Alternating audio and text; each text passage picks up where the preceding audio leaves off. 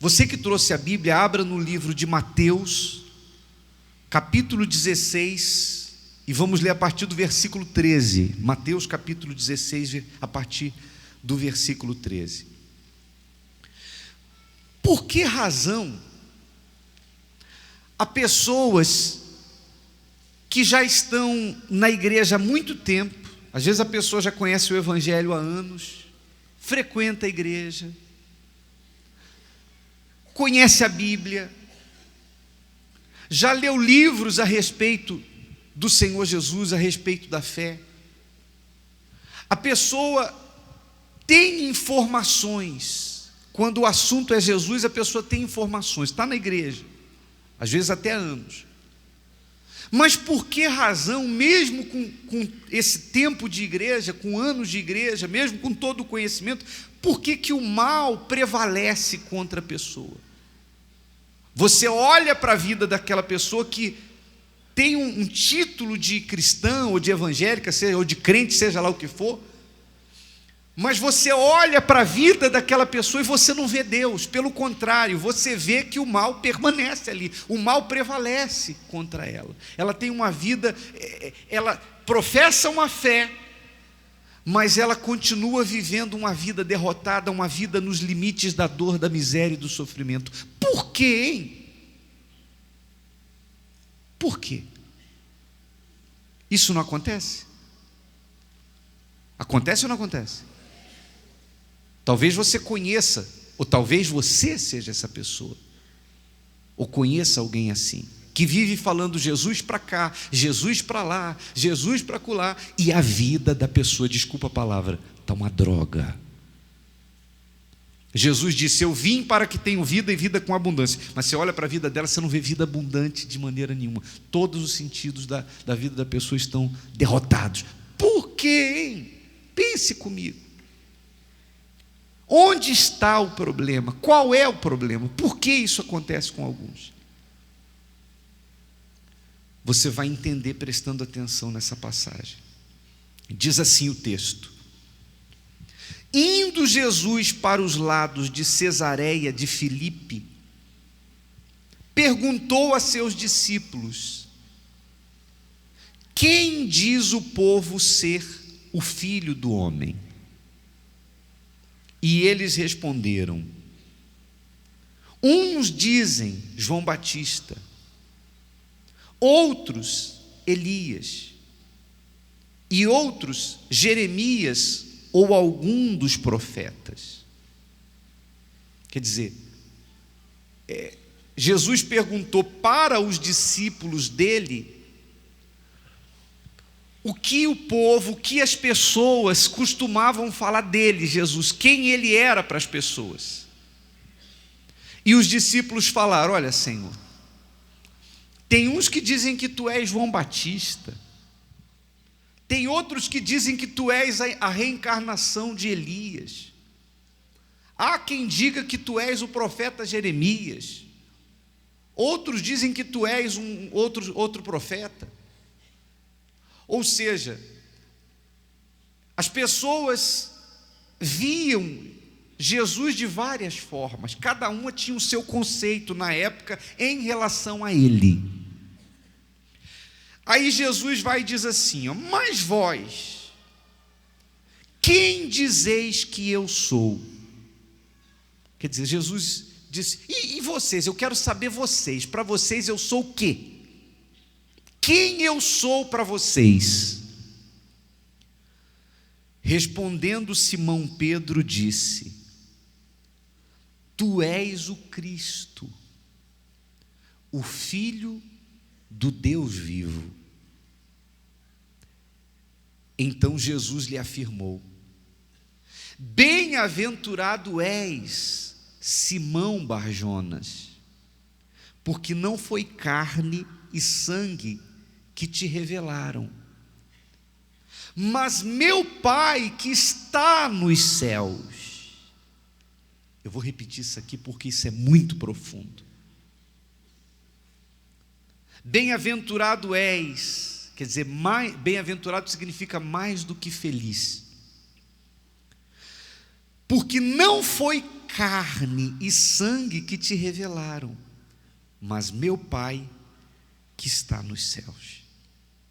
Também eu te digo que tu és Pedro, e sobre esta pedra edificarei a minha igreja, e as portas do inferno não prevalecerão contra ela. Dar-te-ei as chaves do reino dos céus. O que ligares na terra terá sido ligado nos céus, e o que desligares na terra terá sido desligado nos céus. Então Jesus, com essas palavras, ele profetizou o que seria a igreja dele na terra. Hoje existe a igreja do Senhor Jesus. O que é a igreja do Senhor Jesus? É a catedral. Amém? É a igreja universal do reino de Deus. Amém? Amém, gente? Não. A igreja do Senhor Jesus é formada por todas as pessoas que conhecem Jesus, que sabem exatamente quem Ele é e o que Ele representa. Porque mesmo nos dias de hoje, a multidão, as pessoas aí fora, têm conceitos diferentes em relação à pessoa do Senhor Jesus. O nome dele todo mundo conhece. Hoje o nome de Jesus é conhecido em todo o planeta. Já foram feitos filmes com recorde de bilheteria, falando da história de Jesus. Existem muitos livros, existe muito material, áudio, visual, escrito, falando da história de Jesus. Então o nome de Jesus é conhecidíssimo. As pessoas, há quem esteja andando na rua, a pessoa está andando na rua, de repente ela tropeça numa pedra, ai Jesus! O nome dele está por toda parte. O nome de Jesus está hoje é usado para comércio, caderno, está na capa do caderno, está na camisa, está na bolsa, está para todo lado. Mas cada pessoa tem os seus conceitos de Jesus. Jesus perguntou para Pedro: e vocês, para vocês, quem eu sou? Pedro falou: tu és o Cristo, o Filho de Deus. Existem, por exemplo, pessoas hoje que veem Jesus como menino. Tem muita gente que tem em casa um bonequinho que ela fala: não, isso aqui é o menino Jesus. Quer dizer, tem gente que até hoje vê Jesus como menino. Tem gente que vê Jesus como um defunto. Eu ia na igreja quando criança e eu lembro que tinha um caixão com Jesus morto dentro. Eu ficava ali olhando para ele. Ficava triste, eu saía triste, honestamente, ficava muito triste, porque você olha para ele, está morto. Outros veem Jesus na cruz. Tem gente que acha que, por exemplo, os intelectuais que acham que Jesus foi um político. Tem gente que acha que Jesus foi um espertalhão. Os judeus, eu me lembro de um bispo amigo meu que trabalhou lá em Israel, e ele estava falando comigo certa vez, bispo Fernando, que os filhos dele iam para a escola lá em Israel, e quando ele chegava em casa, ele tinha que ver o que foi dito para eles, para as crianças não se contaminarem com aqueles pensamentos que passavam, porque certa vez a filha dele foi para a escola, e a professora falou assim: olha, Jesus foi o seguinte, ele nasceu da seguinte maneira: Maria engravidou de um soldado romano.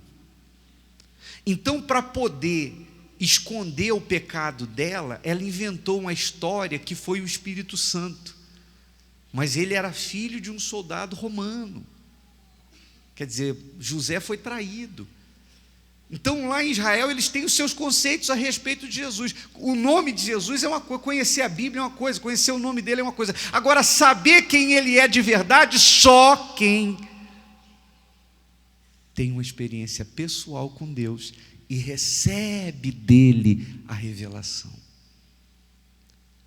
Quando Jesus fala que Pedro, não foi sangue nem carne que te revelaram, mas meu Pai que está nos céus. Você sabe o que é sangue e carne? Por exemplo, quem vai apresentar Jesus para você? Quem vai fazer você conhecer Jesus de verdade? Eu? Não posso. Se eu pudesse, eu faria com todo mundo. Eu posso ficar pregando 1 hora aqui, e eu falar não vai resolver o problema. Jesus falou que isso acontece por meio de uma revelação, é uma coisa espiritual, é entre a pessoa e Deus. O Espírito Santo revela, e quando ele revela, a pessoa entende quem realmente Jesus é e o que ele representa na nossa vida. Ele passa a ser o primeiro na sua vida. O revelado, o nascido de Deus, a pessoa que serve a Deus por uma experiência pessoal, ela não depende de pastor, de bispo, de ninguém, de obreiros, de nada. Ela tem a sua vida com Deus. Amém, pessoal? E ninguém coloca em dúvida ela, porque ela teve a experiência dela pessoal com Deus. É como uma pessoa que incorpora com a entidade, com um espírito, e ela incorpora aquele espírito entra no corpo dela e fala pela boca dela, age nela. Se alguém chegar para ela e falar, esse negócio de receber espírito é mentira, ela vai aceitar? Ela vai aceitar? Não, porque ela teve uma experiência pessoal.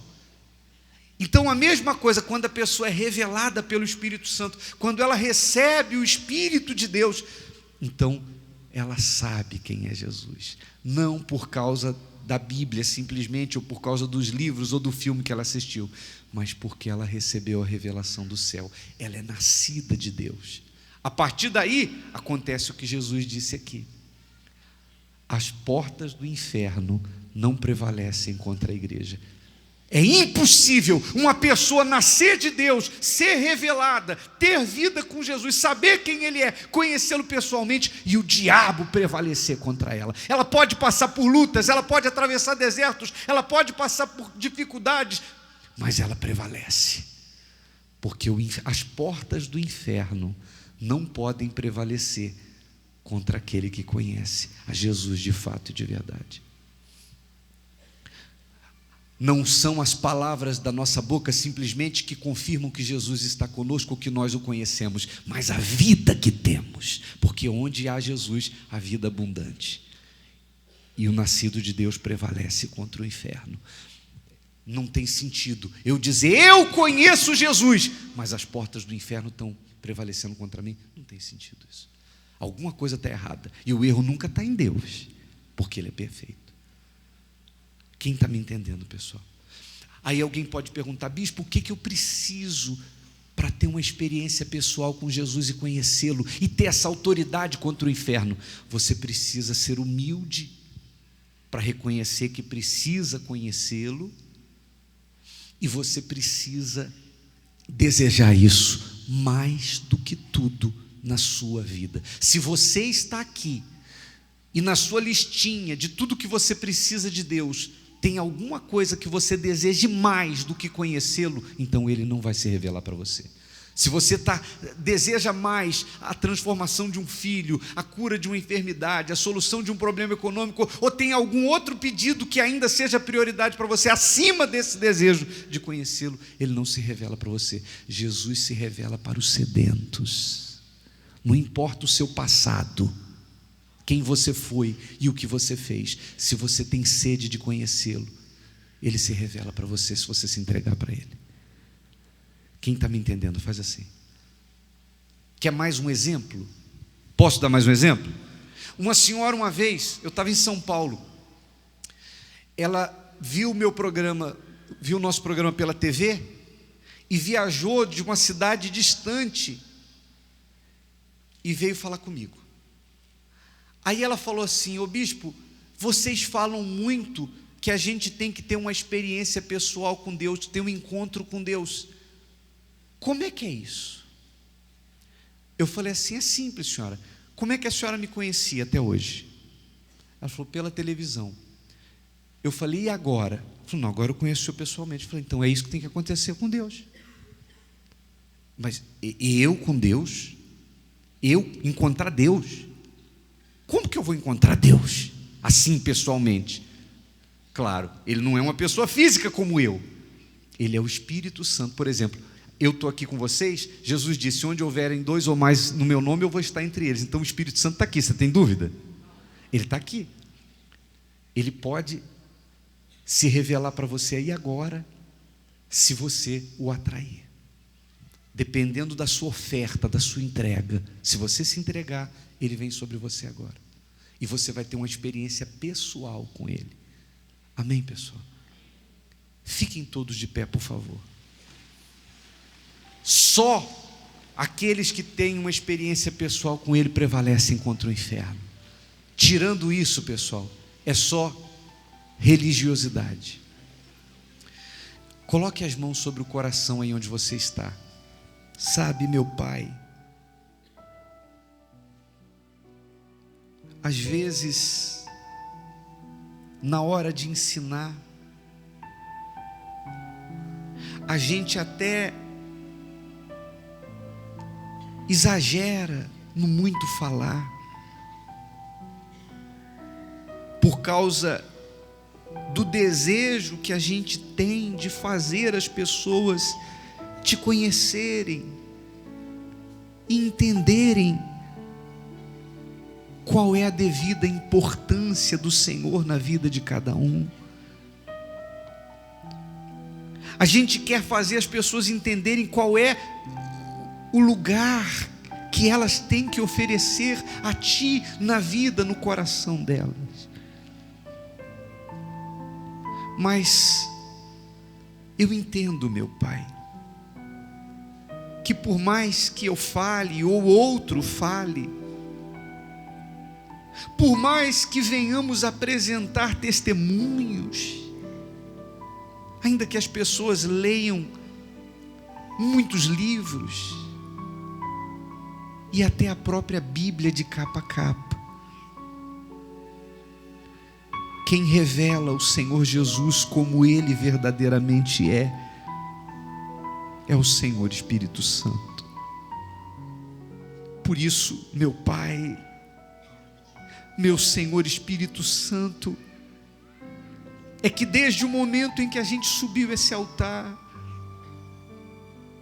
nós viemos para cá, meu Pai, numa parceria com o Senhor, que já começou na madrugada, quando nós estávamos orando por essa reunião, porque o Senhor conhece o nosso coração, meu Pai. O Senhor sabe por que eu subi esse altar. O Senhor conhece as nossas intenções mais íntimas. E eu tenho diante de mim aqui uma verdadeira multidão, meu Pai. Eu não conheço cada pessoa que está aqui, eu não sei do problema delas, eu não sei, meu Pai, dos detalhes da vida de cada uma delas. Eu não sei quem veio aqui por mera curiosidade, eu não sei quem veio porque está desesperado. Eu não sei quem veio para renovar a comunhão contigo. Eu não sei quem tem pouco ou muito tempo de igreja. Mas eu sei que o Senhor conhece cada uma dessas pessoas em detalhes. E eu tenho certeza que nenhuma delas está aqui por obra do acaso, meu Pai. E eu te peço, pelas pessoas que são sinceras, aquelas pessoas que mais do que tudo, elas querem te encontrar. Elas não aceitam viver apenas ou te conhecer apenas por informações, pelo filme que assistiu, pelo livro que leu. Não, ela quer conhecer o teu espírito, meu Pai. E eu sei que o Senhor está pairando pelo ar. O Senhor está aqui agora nesse lugar onde habita o teu nome. Então ouça a oração dos sinceros, meu Deus.